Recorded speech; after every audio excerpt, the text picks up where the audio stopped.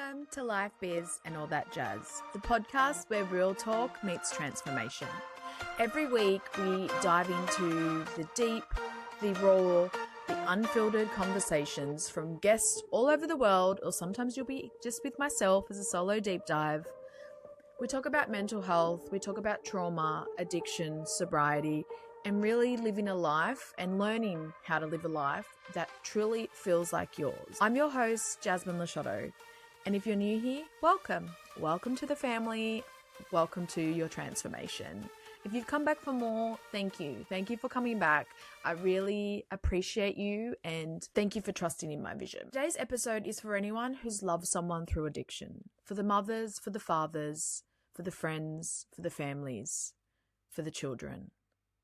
This episode is deeply impactful and also very inspiring. Today's conversation, we will be talking about addiction and recovery, so please listen with care and read the show notes for more details. Remember to always put your well-being first. Today I'm joined with Janelle Martin. Janelle is a speaker, an author, and also a mind healer, which we will talk more about in today's episode. Janelle not only walked through the fire, now she gets to help others do the same and be their support network, not just someone that is there to help them, but someone that actually understands their story. Janelle's message is very clear that you are never alone, and you know that that really resonates with what we share here at Life Biz and All That Jazz. So that's enough from me. Let's bring in Janelle. Janelle Martin, welcome to Life Biz and All That Jazz. Thank you. I'm so excited to see you and meet you and talk to you today. Pleasure is all mine. I'm really inspired by your story and it hits home to me. And I think what you're doing and what you're able to share now, as well as what your daughter's able to share, is really inspiring. Not only, to see how far your journey has come, but also just to help other people. Thank you. Yeah, that was the purpose of sharing it. Was most people don't. And we thought that our story and our transformation may be a light to other people out there who are going through the similar thing. That's right. And I have a similar way of healing out loud and sharing, my story, what I've been through, because you just don't know who needs to hear it. There's been plenty of moments where I've kind of felt alone, felt like I had no one I could talk to, and I wasn't. I knew now that, I wasn't. So I'd love to go back and take it back to what life was like before your transformation. Go back as far as you'd like. Okay. Kind of have to take you way back to the beginning of... The floor is yours. And all of this is much more in detail in the book. And the cool thing perfect. The cool thing about the book is not only do I tell my side of it, but it also has my daughter's voice in every single chapter. So there is a more complete viewpoint of all of these things.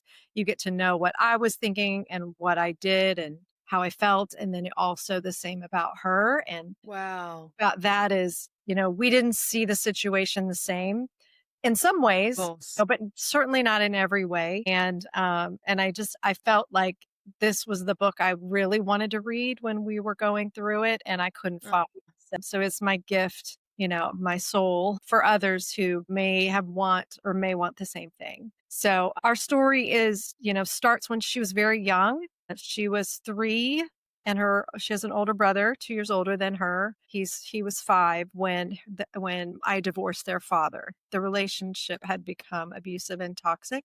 And I divorced because I looked at my daughter and said, I can't have this be what she thinks is normal. And so divorce affected us all greatly. It was a very difficult time and he made it very difficult, but the kids ended up living with me most of the time and visiting their dad. Those first few years were okay, except when they would go visit their dad early on. So this would have been when she was between the ages of 4 and 6-ish. Her dad had become friends with a neighbor and they would spend a lot of time over at the neighbor's house. And that neighbor had a teenage son. And that teenager was sexually abusing my daughter when they would go over to the house while her brother was occupied playing video games. And so this is something that she never told anyone until much later. And I had no idea that she was dealing with that. It's one of my biggest heartaches as a parent is not knowing and not being aware and not being able to protect her from that. But that was going on. So that had an impact on her. And then when she was about 8, 2 things happened. I got remarried. So I'm to the husband that I have now, her stepdad, and her dad ended up moving out of state for a job. opportunity. And that really started a downhill turn in our home life and really everything, because once I got remarried, my ex-husband, her dad, made it his mission to make sure that his children did not like their stepdad, and he wasn't happy with somebody else raising his kids. So he really used the children to get at me. And there's a term for it. It's called parental alienation. And it Mm. one parent tries to or turns the children or child against the other parent. So it is a definite form of child abuse, and it is really horrific. I can tell you, living through it, there was tension in our home all the time, all the time. And because I wasn't fully aware what was going on, I just knew that my son especially had such a hard time after visiting his dad and coming back home. He would cry so much, and it would just be so hard for him to reacclimate to our home. And as he got older, it got worse instead of better. You think, maybe he just needs to adjust, but there was really no adjusting. It just got worse. And I started to kind of figure out that there was something going on, because the tension was so palpable. And my ex-husband, did not communicate with me well. He was angry with me a lot. He was argumentative about things. We would have to deal with each other because the kids had to travel to see him. He was out of state, so it required flying and scheduling and all of those things. And that got more and more difficult as the time went on. And the kids also, when they would go, they would spend more time with him at a time because it required flying. So like entire summers, or a good portion of the summers, and all of spring break, and a good part of Christmas break, and stuff like that. So because weekends just didn't make sense financially. But through this time, my daughter was kind of collateral damage. She really wasn't the prize here. It was really dad and my son, or our son, that were really doing this. He was doing this to both kids, but my son was buying in to get the approval of his dad. And it culminated when she was 13 and her brother was 15. Their dad told my son for years that as soon as he turned 15, he could just go to the court and tell the judge that he wanted to live with his dad, and they would give it to him, and they would let him move and live with his dad. So as soon as he turned 15, I was served child custody papers. Wow. And he still lived out of state at this point and had never been present for anything my children had ever been involved in. Never seen my daughter play one volleyball game, never watched his son play one football game. I mean, this is a man who was never present in their lives. So he wanted to move both children out of state at 15. And this was a plan. This had been long planned. And so we got into a custody battle, had to hire an attorney for both children. And my daughter realized very quickly, she would have been 8th grade, that this had nothing to do with her. Nobody wanted her. It was all about her brother. And she did not understand why nobody cared about her, why nobody asked her. Nobody cared what she thought. And it was very obvious. And her heart was broken. And that was the icing on the cake for her. Her life was changed forever with that one act. He didn't win. He didn't win the case. We were really lucky. There was a man that represented the kids and interviewed everyone and had to go through all of that. But the judge based his decision basically on what this gentleman came up with after talking to all of us, and he'd figured it out. I still wasn't really aware of what was going on 100%. I didn't know there was a name for it. I knew it was a lot of ugliness. Mm. I didn't know that it was so bad, really. And he let us know, he let my husband and I know that this was going to be a tough road for us, but he did not recommend that the children go live with their dad at all. And so once that verdict came in, we had a little bit of a reprieve, but what really ended up happening was then both her dad and her brother blamed her for their plan not working, for him not being able to go live with his dad. So she became the enemy. I was always the enemy before, and I still was, but she became the enemy. And then her brother turned on her, and it just was horrific in our home. It was horrific. So By this time, her brother would have been a senior and she was a sophomore at this point. And he just wanted nothing to do with her and he degraded her. He put his hands on her. He was very angry with her. And I didn't know, honestly, until I started writing this book and I interviewed her. And I believe it was chapter 1 that she tried to kill herself at that point. And I had no idea. I had no idea. So that was heartbreaking. I did not know the depth of the pain that she was in. I knew all the things that were happening, but I just did not. She hid it well, too, I would say. I mean, she played volleyball. She was a super sweet kid. She didn't really act out. She made some really interesting choices of friends there once she started using drugs, but she did end up using drugs after her brother moved out. He graduated and moved out. He moved to live with his dad, which wasn't a surprise. But she then was all alone and she was all alone. She was really sad. She felt abandoned. She felt like nobody loved her. She felt like every time there was something that her dad and I had to figure out, and there would be an argument, and we really didn't argue, but we never really agreed on a whole lot. She would get one story from him and then the opposite story from me. And so she never knew who was lying and she never believed anyone was telling the truth. So she's in high school now. She's a junior and she's, got friends, and lots of times when you're in high school, there are drugs around, especially pot. And that was the first drug that she tried. And when she tried it, it took all the pain away. And for her, that was life-saving, life-changing and life-saving. And from that moment, she figured out, well, this is how I don't have to hurt anymore. I don't have to feel bad and feel unloved and feel unworthy and feel all the crappy things that I've been feeling. So her drug use very quickly ramped up and became daily. It was because as soon as it wears off, all that old stuff comes back. So she went from marijuana one day to LSD the next week and just on and on and on. And it really spiraled quickly. I had no idea. I did not know this was happening. I had some weird intuitive feelings that something was off with her at times, but I did not put that together with drugs. That just crossed my mind. But thankfully, there was a friend of hers. They weren't really friends.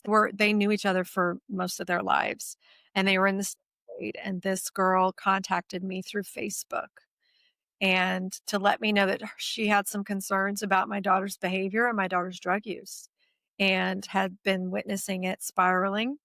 Um, and not only did she tell me that, but she sent me a photo of my daughter using. So I couldn't deny that she was telling me the truth. And my world went upside down at that point. And this was on July 4th. So this was right before the start of her senior year of high school. So she had gotten way into it by then. And so, of course, we had a conversation. There was some crying. She admitted she was sad. She wanted a dog. She wanted to never go back to high school again. She wanted all the things to make herself feel better. And we were willing to give it to her. Whatever you want, you just can't do drugs. Like whatever you want, we'll do it. So we got the dog. And, I realized at that time, though, she never said she wouldn't do drugs anymore. She never did. She just never said those words. And that always bothered me. But we did find her a counselor to talk to because she was sad. However, I didn't know or understand at that time that there are different counselors and not all counselors know anything about addiction.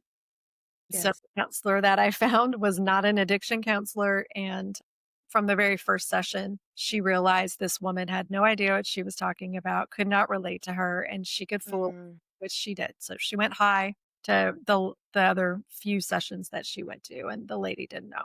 So that was a bust. But she told me, she was feeling better and everything was fine. And she just hit it better, I think, at that point. And about 6 months later, I caught her the second time. And I was very adamant that you can't do drugs here and you can't live here if you're going to do that. And she flat out told me she was not going to stop.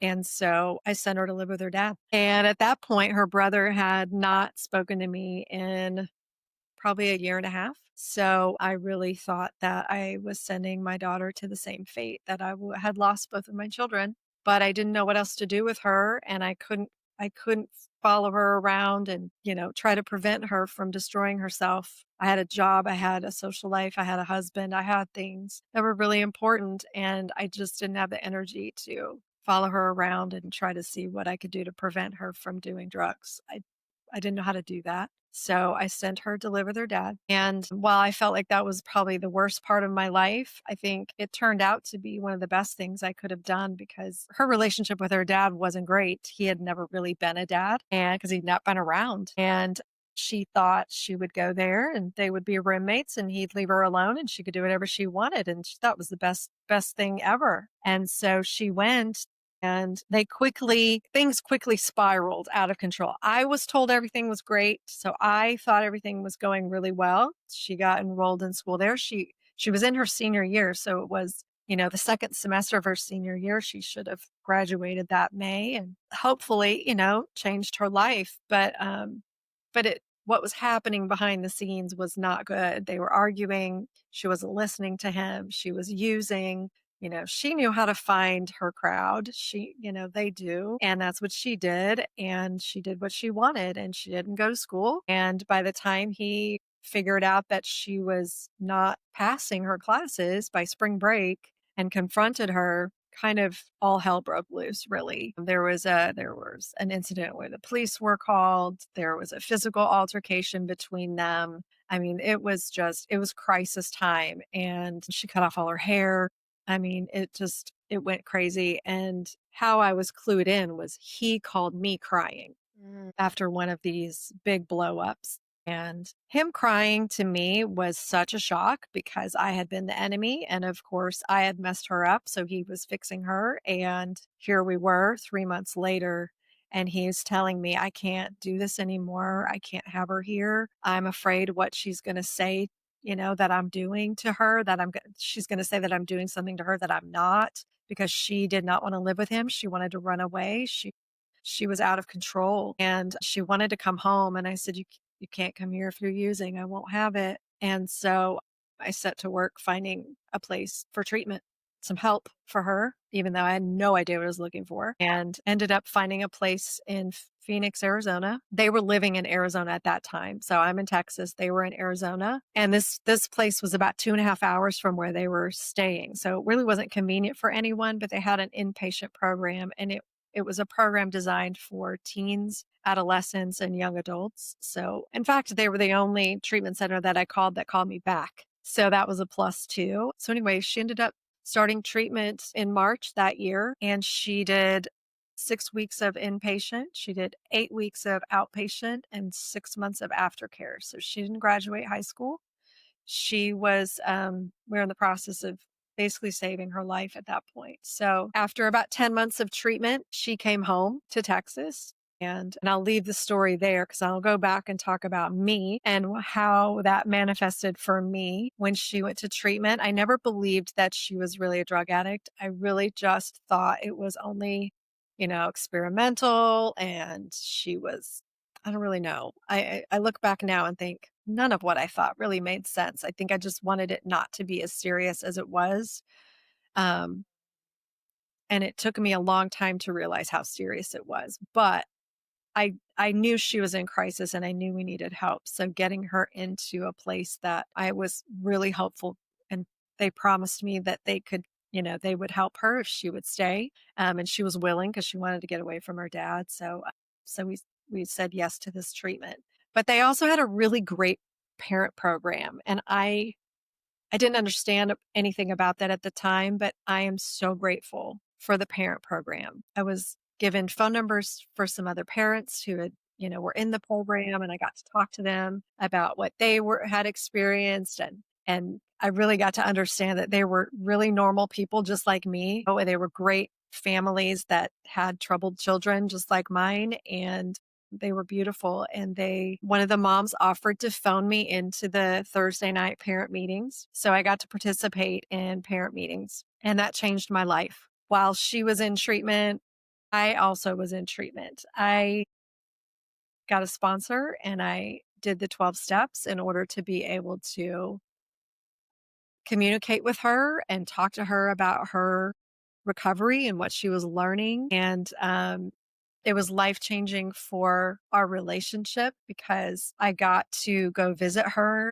And during those visits, we had conversations not only about recovery, but also about each other and what I was experiencing when she was growing up and how she interpreted the situation. And we started restoring and rebuilding a relationship together with mutual understanding of what was going on in both of our worlds and the regrets that I had as a parent of maybe not standing up for myself and maybe not saying enough at the time, because she always wondered why I never defended myself or why I never said much when she was when the disagreements or the things would come up with her dad. So we got to talk about those things and we got really vulnerable with each other after going through the 12 steps. And I would say I wish that was taught in schools. I think everyone could benefit from a 12-step program, and just it's a way of life. It's not necessarily just for people with addictions, but that was life-changing for me. So by the time she came home, we felt like we had really done a lot of healing and were ready for her to come home. And I think when she relapsed just a couple weeks later and was gone for a month, it was terrifying for me. And that was when I realized what kind of problem we had. Like, we really had a problem. This drug addiction so easily pulled her back in where she was using all the time. And it was heartbreaking. And I had to let her go. But the good news is she's sober today. She's 6.5 years sober. And we've put a heck of a lot of work into ourselves after that relapse. And today she works with me in my holistic mental health practice. And so our story comes full circle and we share it in our book. Thank you so much for sharing that. And I just felt so touched every moment that you went back on, especially like you mentioned, like there's a lot of things that you missed. And as a mother, I know that would have been hard because I look and think of my mums. For me, my parents broke up when I was 15. And prior to that, there was a lot. My dad had bipolar. So there was a lot of ups and downs, a lot of turmoil in the family. And being the oldest of four and the girl, I hid a lot of things, and my mum didn't know till like years later. And I'm not a mother myself, but just to think of like the pain that, it is that you just want the best for your child and you want the best, for yourself as well. And it's really hard to see a lot of things because I think both boys and girls can hide. And I think I got good at it as well because I've got ADHD. So masking, and I wasn't diagnosed till late. So my masking was that good, but it was all in my head as well and stuff like that. And for me, it was alcohol. When my parents broke up, my vice was alcohol, and I was probably 15. I still, went to school and did that. So I think it got to a point where the alcohol on the weekends, that was my numbing. And then through my 20s, it become more of a frequent use because it's just so socially accepted. Yes. In a way, there wasn't as much options. Like there was obviously pot where I was, and that's always the gateway. This is going back a few years. There wasn't as many other options. I think it can get a lot worse. But do you feel like you mentioned you didn't think it was as bad as it was? I didn't. It's very common that I hear it's like a denial. Do you feel like you're in denial? Absolutely. Denial was my friend, I think, for a really long time. It's very common for parents to be in denial about it. That's why I'm so grateful that this friend of hers sent me that photo, because I don't think I would have believed her without the photo. And I know if she did that, she couldn't have known that. I guess I should go back and ask her, like, what made you send me the picture? Most people would just send you a message and say, hey, seen this happening. It doesn't look good. It's not, you should probably know about it, whatever. But the picture was the most powerful part of her message. Very courageous of the friend to do that as well. She's lucky that she had that, because often we can stray off and be around people that are only there for the fun, and to have that. And she something must have told her she's not going to believe me, or if I just send a message, maybe she thought I need to send the photo so you can actually see. And that clearly was a big turning point. And I guess she should be very grateful for that friend now. She is, she was really angry at the time, and I didn't never ask her who sent me the message or how I found out. She figured it out. And I know she said like she went and she gave that girl a piece of her mind after that. But when she got into recovery, she made amends with this girl. Oh.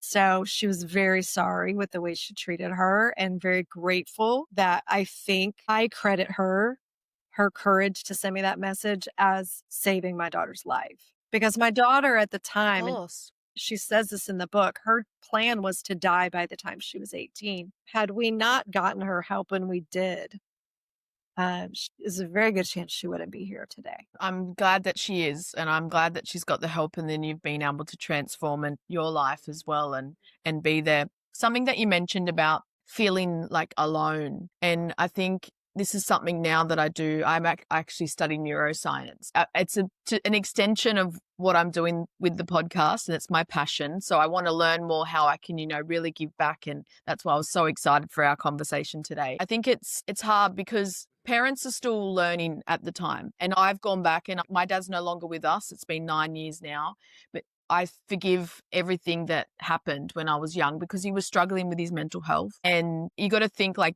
everyone's learning for the first time with life. And there's certain things that aren't forgivable. Like I do understand that there's things that people do that just cross the line.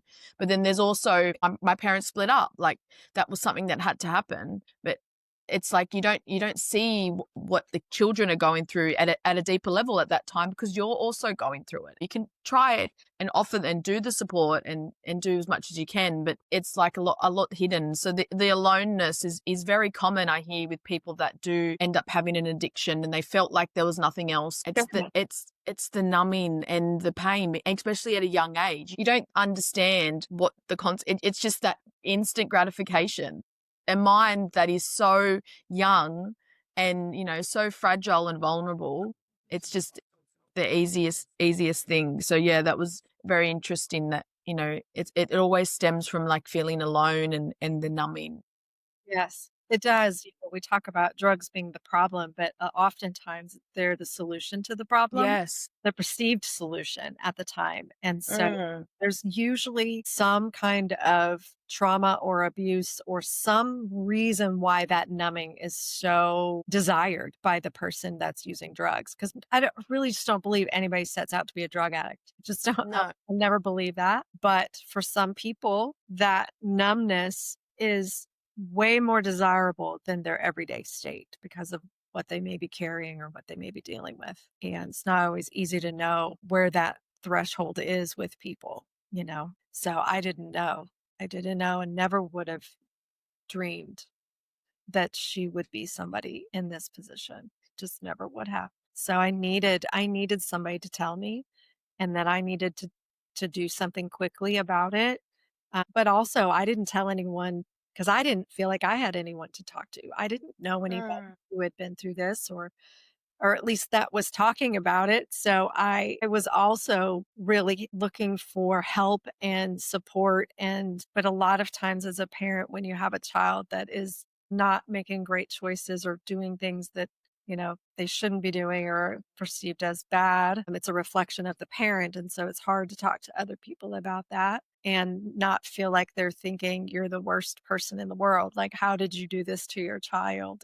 Of course. And that prevents people from reaching out for help. It prevents people from going to meetings and looking for treatment and looking for the opportunities and the options that are out there. And then that makes the problem worse. Do you think there's enough support like out there? Well, there's enough now, there's enough options for people. Like you said, it was quite hard for you to find someone and this was the only place that called you back. Yeah, I struggle with that because for young people, there are not many options still. Mm. And I think one of the really most important things is if you can catch it young, then you can save yourself about 10 years lost in addiction. So it's really important to catch it young. But I understand too, because there's probably lots of parents like me that I didn't see it coming. I needed somebody to tell me with a photo so that I could be clued into what was going on. And even at that time, I wasn't thinking treatment. I was thinking, stop it.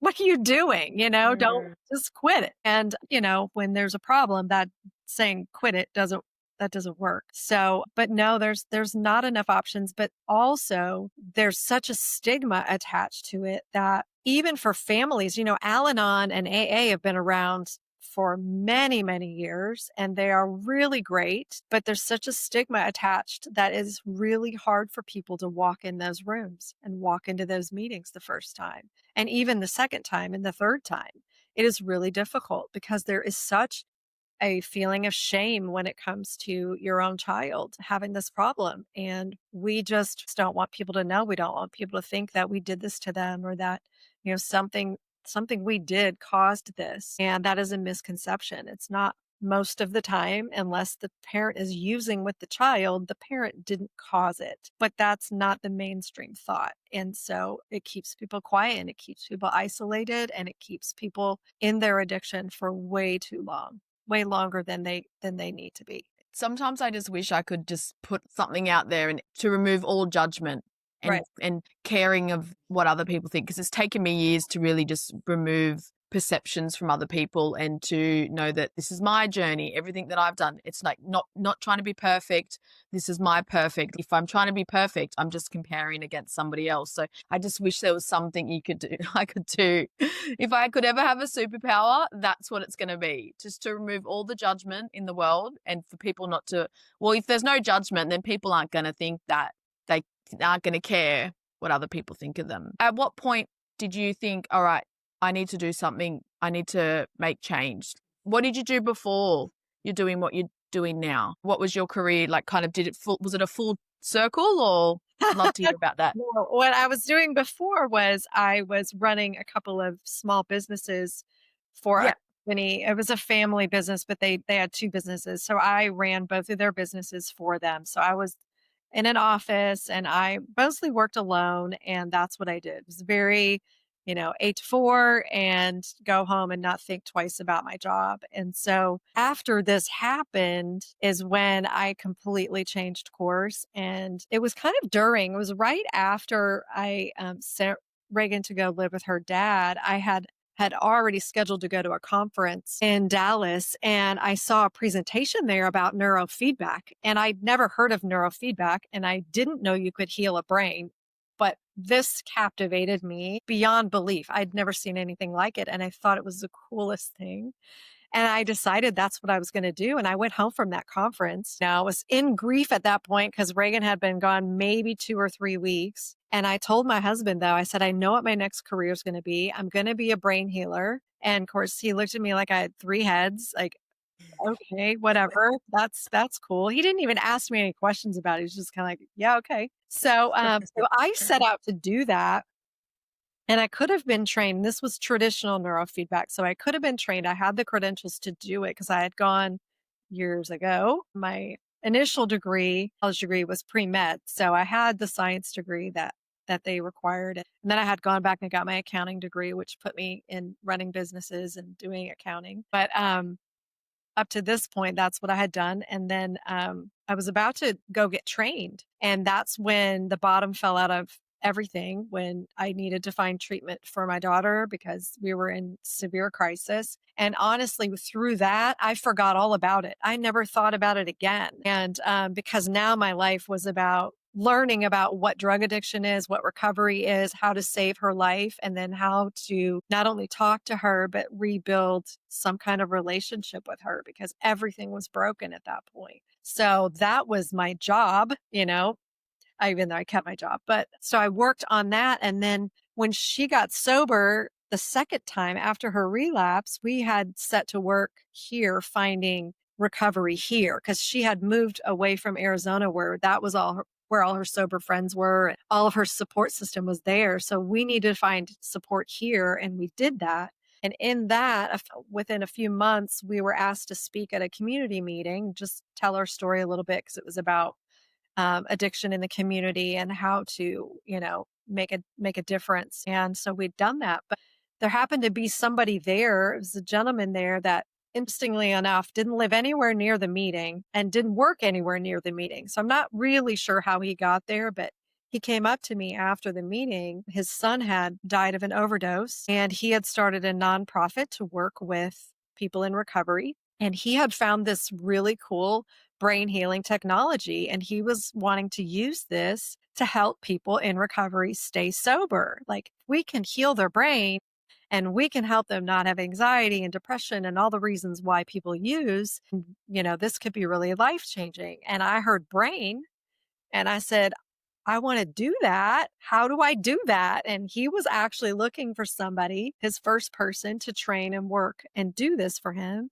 And so pestered him enough that he hired me and I got trained. And lo and behold, this is what I'm still doing now, but I'm doing a whole lot more with it. So, I mean, it came full circle in that way, but very coincidental if you believe in that. I don't. So I feel like it was divine intervention in some way that this came back to me because I had forgotten about it completely. And I don't know that I would have ever come back to it, maybe, but this is a newer and more efficient type of neurofeedback. So to me, it's even better than what I was going to do. And I worked for him for a year and then I went out on my own. And I've been on my own now for 5 years. And I've since gone back and got my master's degree and my professional counseling license, my addictions counseling license. And I just recently earned my doctorate in functional medicine, and I'm working on a Well doctorate done. in spiritual medicine. And I've put it all together in a holistic mental health practice. Really, that stems from substance use because in her recovery, at her recovery center, is called the Pathway Program. They really, really discouraged people. They're people in treatment that like no pharmaceuticals, no drugs, no chemicals, nothing. So they really harped on that. And we took it and ran with it. I've been very holistic probably for 15 years already. So that was right in my wheelhouse. And so if you're in recovery because you're addicted to substances, then let's not put substances in your body for things like a cold or a sore throat or allergies or any other types of things. So we also became Dr. Amen certified brain health professionals, which Dr. Amen is the brain expert of the world and does all kinds of brain scans and has created an entire line of nutraceuticals to help the brain function better that kind of do the same things, but in a natural way as pharmaceuticals for the brain. So we just shift the whole mindset of anti medications and we do it holistically. We heal the brain. We offer counseling. We offer trauma therapy through brain spotting. We have a natural health store in our office with all the natural health products. We can offer nutraceuticals in lieu of pharmaceuticals. And we have an infrared sauna here. And now we're adding a functional medicine piece because the gut and the brain relation is so important. Yes.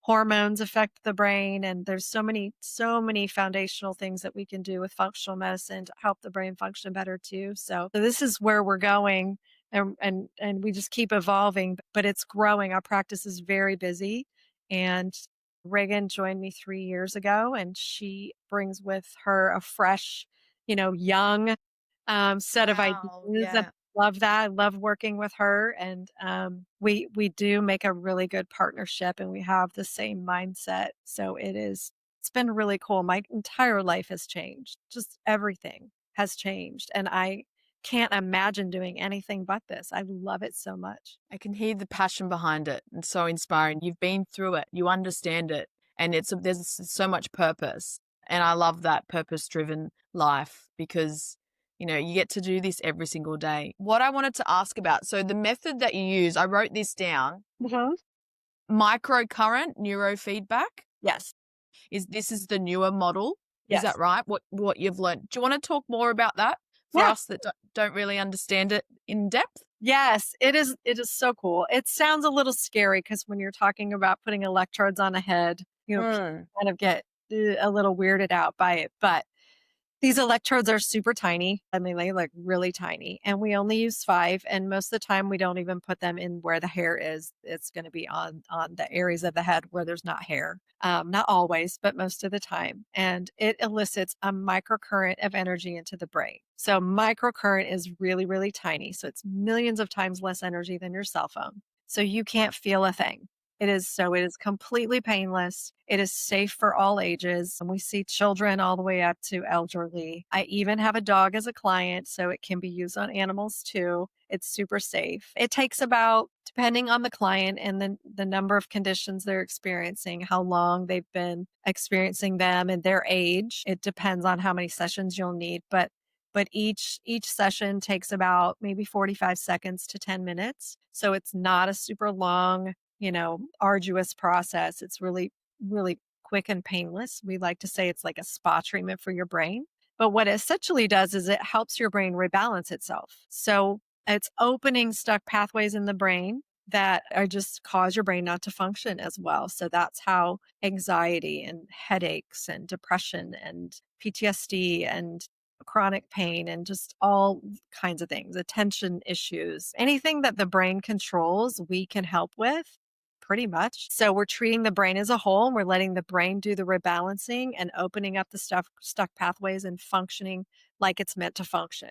So when your brain functions optimally, you feel better. And each session is cumulative. So like initially, because your brain's functioning the way it is and it has been stuck this way for a while, we do a session and it opens those pathways. But then the brain remembers, I've been used to functioning this way, so I'm going to go back and do what I normally do. So we do a series of what we call untrainings. So we're training the brain to function differently, but we have to do it. Typically, we see people weekly for a period of time, and then eventually it doesn't wear off anymore, and the brain just stays functioning well until something else in life may happen, and then we see people again. But usually at that point, they don't need to go through a whole series again. They usually just come for a tune-up or just a couple of 2 or 3 sessions, and then they're back, their brain is back, working well for them. So I've just seen so many miracles with this system, and some of it is hard to I can't quantify it for you. I can just tell you what we see is that people feel better. They feel happier. They're more resilient. Things don't bother them as much. Their is lessened and they're able to get off medications if they're on them. Their focus is better. They start to advocate for themselves. They start to be able to put boundaries in place and just do these things that are so good for them. And just generally, it's just about they sleep better, just in every way it can help. And so we use it with virtually every client we see. It's our mainstay, but I do see clients who need counseling and want counseling too. And I'll just do them both in the same session, because what we find is if we do the neurofeedback, the counseling goes a lot smoother as well. We see change a lot faster and it's just a lot more efficient. Do you give them other things to do as well? So if they're coming for the therapy, is this things to do after certain things in their life, like when it comes to nutrition and wellness and stuff like that? Because I know you mentioned about the brain automatically wants to go back because we want to be comfortable. Our brain is smart and we default to the negative. Our brain wants to keep us safe and it does its job. But often the safe is the coping mechanisms and pathways and beliefs and everything that we don't fully align with, and even all those benefits that you just mentioned. But it's normal, isn't it? And it's hard because someone that's been through trauma, addiction, or had a lot of hardships, you lose all that. But that's just what life's meant to be like, all this stuff. And to know that you can have that back and you can come through the other side and have, just basic stuff, sleep, positive thoughts, be able to control your thoughts. Amazing, just what getting enough sleep can do. Yes. I found that. How babies are so cranky when they're tired. So are we. Our brains don't function well when we don't sleep. And so we are angry and we are irritable and we do, yell at people who cut us off on the freeway. It's but with the system, if your brain is functioning optimally, many of those things no longer bother you. You are just not bothered. And people are really surprised when things happen that they normally would have gone off the deep end about. And all of a sudden they realize 2 days later, man, I really normally would have gotten really upset about that. And I didn't even blink this time, and it's just, sometimes they don't realize it in the moment, but they realize it after. And other people will also say, you're kind of different. You seem pretty chill. It's really nice, you know? Yeah, I can resonate with that because now when things happen that I would usually react to or like have that first reaction would be like anxious or, triggered, it's more like I look at it. It's like I'm sitting back and Yeah. dissect the situation and then I decide how I want to react to a situation. It's Yeah. interesting and it's So much healthier. I know, and that's what I just love about the brain. Like I just get so fascinated. One thing I wanted to ask, so with medication, obviously, I've never really been a person to like medication, Mhm. and I was diagnosed with ADHD a year ago.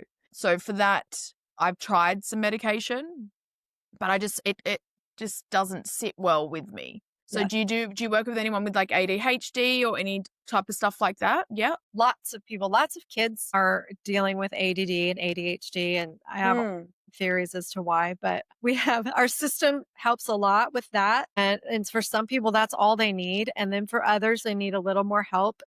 We have to counsel people too on watching their screen time because that is really making it worse.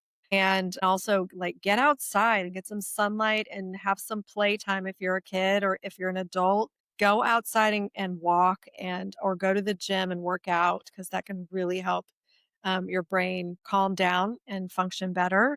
So there are other things that people can do, and then also making sure that you're getting enough sleep. Sleep is big, but Dr. Amen has his supplements. He has several that help with ADD too. So depending on the type of ADD you have, we would have to type you. There's 7, and then depending on what type it is, we can treat it depending on which type. So we have a nutraceutical that can help. We have some other natural health products that can help as well, and that don't have side effects that medications do. Like I said, I think I mentioned we have an entire natural health store. So we Yes. can replace almost anything you can buy in the store with a natural version, from hair and body care to wellness to sinuses to allergies to sleep, whatever it is. I promise you, we have something. So that is another alternative for people to supplement with if they feel like they need something, especially in the beginning when we just start treating someone with a neurofeedback.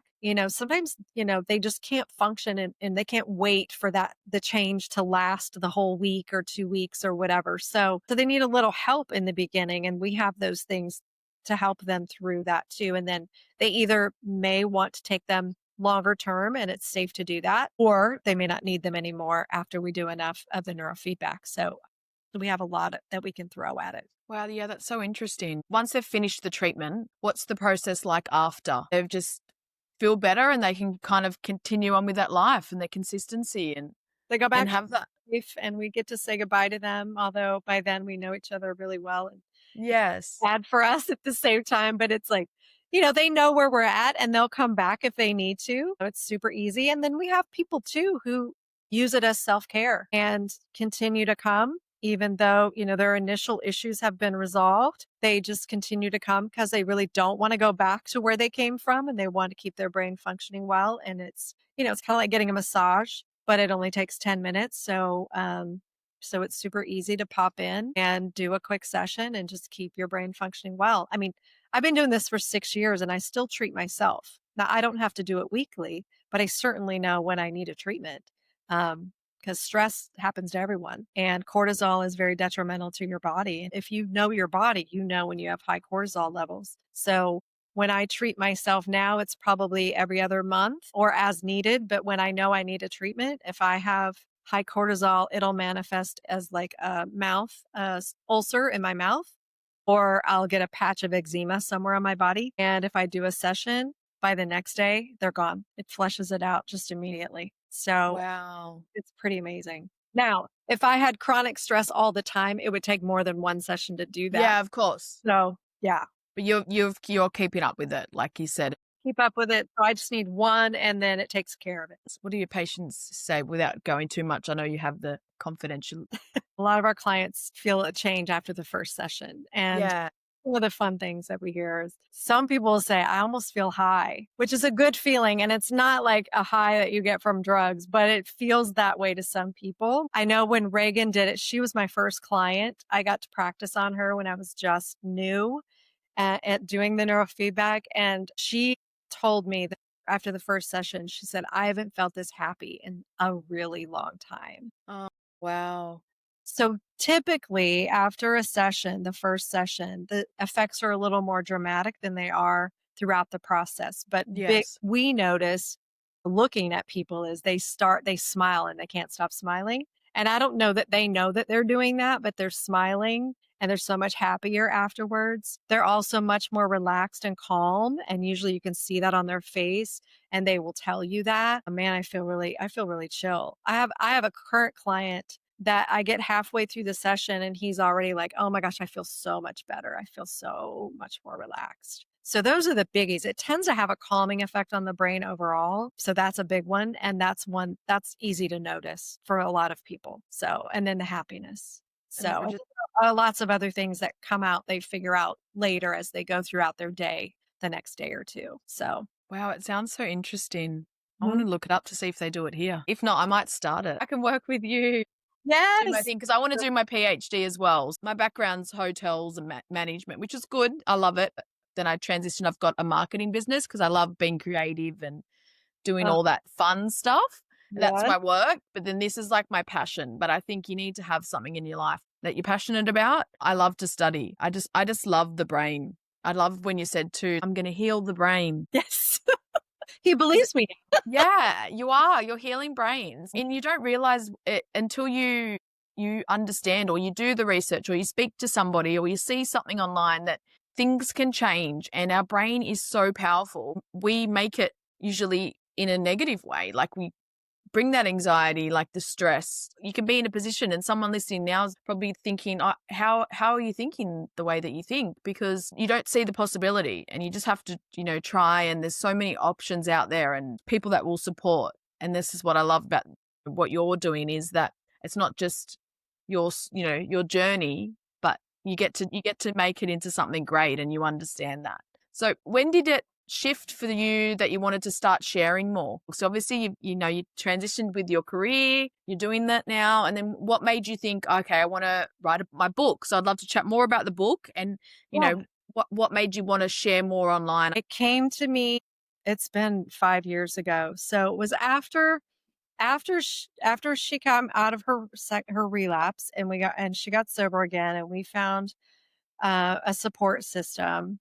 That's when she finished high school. She got her GED, her high school equivalent here. And to kind of celebrate her because she missed, this was a year after she should have graduated high school. So she missed all of those things that normal kids her age got to do. And so I thought it would be fun to take senior pictures like everyone else got to do, but we did them as graduation pictures. So we bought a cap and gown off Amazon and she got to pick the color. And I hired a photographer just to do something fun for her and reward her for getting her GED because she really didn't want to. And that was a fight. That's in the book too. But she did. So we had all these beautiful pictures made, but what we also included in them was her recovery symbols. So she had AA chips and she had a monkey fist that she got in treatment. And those were incorporated in some of the photos. And so it was kind of depicting her journey was just different, right? She got to the same place kind of, but she took a different route. And so we got the pictures back. We just loved them. They were so pretty. And she was just glowing again. Her light had returned and she just looked so great. And so we talked about, sharing them on social media. And she said I could, and so when I did it, and it's in the book too, I wrote the whole post about kind of at that point, I felt like nobody really knew what was going on. So I made the post about her recovery and where she had been. And this wasn't the journey that we had envisioned, but here we are. And this is, we have come, a long way. And this is her, in recovery, and this is what recovery looks like. And it wouldn't have been genuine to post these pictures and not include the recovery piece because this is the journey that we were on and that she's been on. And so that was the post I made, and I posted a bunch of pictures and I included the ones with the recovery symbols in there. And I did this on a day that I was about to leave work I was still at the office where I was running the businesses, and I was about to leave. So I posted it and I shut the computer and I got in my car and I left, and then I panicked. I thought, what did I do? I just put this out there for everyone to see. And I was terrified then that somebody was not going to handle it nicely. Somebody might say something ugly to her or about her, it wasn't really about me, but it was more about her, because I could not risk somebody sending her back where we had just come from. And so I vowed when I got home, I was going to delete it. Like, I had to get rid of it. Maybe nobody was going to see it, but I had to get gas on the way home. So 20 minutes down the road, I got gas, and I looked at my phone, and there were already tons of people had made comments and sent messages in love and support and sharing their own personal experiences that they had never told anyone about. And just, it was overwhelming. I was crying by the time I stopped to get gas because I thought I made this huge mistake. And then when I saw the messages, I cried even more, because I was like, clearly somebody needs to say something. So not long after that, I had the idea for the book. I didn't tell anyone, but it's interesting. My daughter came to me at some point and said, Mom, I have an idea. And I asked her what it was. And she said, I want to write a book. And I said, you do? And she goes, yeah. She goes, but I want it to be like, I want it to be from both of us. Like, you write your part and I write my part, and we put it together. And that's what I wanted to. And I said, that's the book that I've been thinking about as well. So I did start writing it then, and I had written almost half of my part before I kind of didn't write anymore, because I didn't know how to publish it. I was like, okay, I'm writing this, but I don't have any idea what to do with it. So I'd stopped. So, fast forward 4 or 5 years, and I got the opportunity to publish it with Hope Books. And that came through my email, and I explored it a little bit, and they wanted to publish it. So I finished it. And then by then, because I just finished it in January of this year, 2025, but she hadn't written any of her part. And so what I did for her part was I read her mind, and then I interviewed her so that she could comment or talk about the same time period as each chapter. So I had 11 chapters. And so each chapter has her voice in it and her perspective of what that was. So I interviewed her, I recorded all of it, and then I transcribed it all. So it's all in her voice. And so the entire book, you get both sides to the story. And I've read it several times, clearly, and I've done that through the editing process and all of that. And I honestly, when I read what I had written 5 years ago, to incorporate it into the book, I didn't remember writing all of that. And I thought, this is so good. Like, I don't think it came from me. I almost think it was divine, because I read that book and I can't read it without crying still, but I think it's really good and powerful, not just because but because it has both perspectives in it. And I just have never seen anything like that. And in fact, my daughter was afraid to read it. She had a lot of trepidation once it came out, which is totally understandable, because this is bearing our souls and this is all about her life too. But when she finally sat down and read it, she loves it. She absolutely loves it. And that means a lot to me, because I want her to love it. And I want her to realize how powerful it is, and it's impacting people in a deep way. And I'm so grateful that she let me do it. And I think more people just need to feel less alone, and to know that other people have those same feelings they're feeling. Now, we might not do the same things, and we may not walk the exact same path, but those emotions and some of the boundaries and some of the things that we do are the same. Wow, that's just sound so touching hearing you talk about that, and just to think of how it all came together. I'll be linking the book in the show notes, all your details for that as well. So that's exciting. I think too is when you said about being alone, and there's someone out there for everyone to relate to. It might not be in your direct circle. And that's something that the biggest reason I started the podcast is that I don't ever want anyone to feel alone. I don't want to get anyone to get to a point where, they end their life. And there's so much on the other side. And I think doing what you're doing, sharing what you're sharing, it's really giving hope to other mums, parents, and children, and knowing that, everyone goes through it. And I really love what you did about the graduation too, because like you said, it wasn't the journey that she expected, but it was her journey, and it was worth celebrating every part of it because she got there in the other side. Yeah. Yeah. So glad we did that. That was fun. That's very touching. So what's next for you now? Anything exciting? Any new plans, or you just keep doing what you're doing? Keep doing what I'm doing. We're very busy, but I am working on my spiritual medicine. Yes. So that is where my path is leading me. And I tell people, like, I learn stuff. I can't stop learning. There's so much that I've learned in my life, but there's so much I don't know. And I want to know. And so I have a bit of an insatiable appetite for just knowledge and learning. Me too. That I'm on is taking me into a spiritual one, and I am really diving in. So that's where I'm at right now. And I don't know what happens after that, but I love it, and I can't get enough. Yes. Yeah. Knowledge is so fun. Like, it's just, I always want to expand my knowledge. I can never learn enough, and I think about a topic and then I'll rabbit hole down that topic. I put a note on here about the tattoo. We were talking about the tattoo before. Yeah. The butterfly tattoo. So that's a symbol of like the butterfly's journey, goes through the cocoon. Mm-hmm. Yeah. Information. This butterfly was going to be on the cover of the book. It's not, Yes. but you will learn about it in the book. And it is a painting that my daughter did after her relapse. She is an artist, but we tattooed it on our forearms when she got 12 full months of sobriety. So, and that would have been 6.5 years ago. Actually, it would have been 5.5 years ago because she's 6.5 years sober now. So the butterfly is, I don't know if you can see, it's got 2 blank wings and it's got 2 colored wings. And it, for her, it depicted, the blank wings were when she was using and she felt like she was nothing and she was not lovable and all the things. And then the color came back into her wings when she found recovery and she just, loved herself and got her, really got her life back. So it means a lot to us, and you can see them in my office. There's butterflies everywhere. Yes. And your necklace. I mean, everywhere. It's beautiful.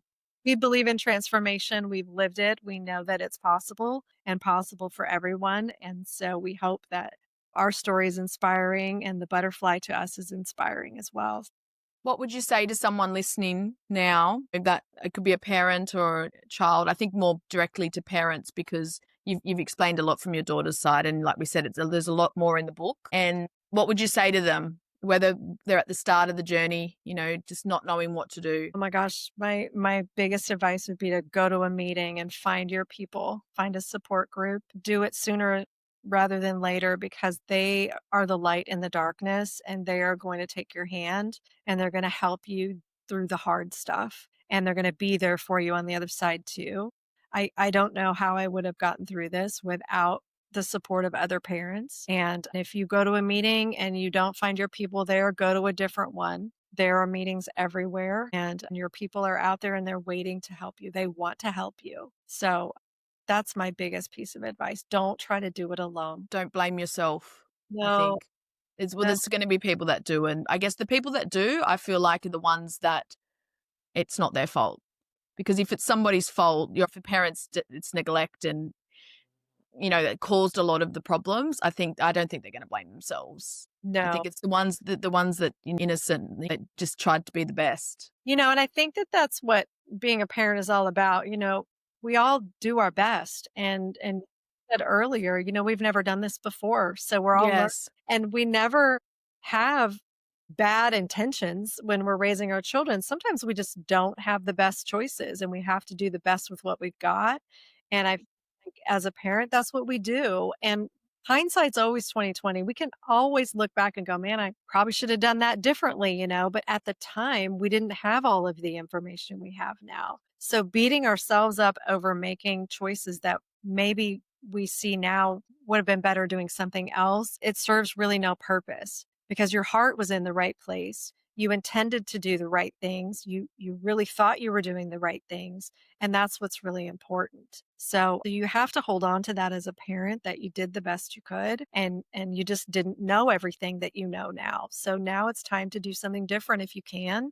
And atone for what maybe you wish you would have done differently. And then that rebuilds, trust and honesty and vulnerability and a relationship with your child. If you can go to them and say, I didn't get it all right. I really am sorry, that I did this thing or didn't do that thing or whatever it is. They'll understand and they'll forgive you and they'll love you through it because that's what we do. But it will strengthen that relationship. And that's what I did with my daughter. And everyone has the possibility for transformation. Everyone. Yes. Well, it's been such a great chat today, Janelle. I really, really appreciate your time. I'll link all your details in the show notes, your website, everything like that, so anyone can get in touch. Did you have a mantra or a quote that you like to live by? Mine's progress, not perfection. I have that on my wall. Oh, wow. I talk to people about that all the time. No way. Oh, that's my thing. Yeah, I want to get that tattooed. That's a good one because, and progress is not linear too. It looks a lot like this. Love that. Nothing changes if nothing changes. I like that one. Yes. There's many that I like, but I can't think of one that stands out super big. I guess that through the journey as well, and like you mentioned, that the transformation, things change and we have different parts that we're going to relate to. Like I always used to say, like, one day at a time or 1%. I've got 1% better every day up on my wall. And then now it's more just like you just have progress, not perfection. So it's like it depends on where we are. Different things are going to relate. Yeah. Yeah, for sure. I probably have some quotes behind me. There's some in the book too. Yeah, lovely. There's some really good ones in the book that helped me through some of those hard times. There's a couple of Bible verses that I like. There's one that is, there's not enough worry, or there's not enough room in your mind for both worry and faith. You must decide which one gets to live there. Wow. That one, because as a parent, you're worrying a lot and it really doesn't serve a purpose. So faith is better. Your energy is better spent having faith that things are going to turn out the way they're meant to turn out. Yeah, I love that one. Well, thanks again for your time. It's been such a pleasure. I've learnt a lot. I love that. And it's been very insightful and emotional as well. Your journey is very inspiring. So like I said, I'll link all Janelle's details in the show notes. And to everyone else, I will see you all next week.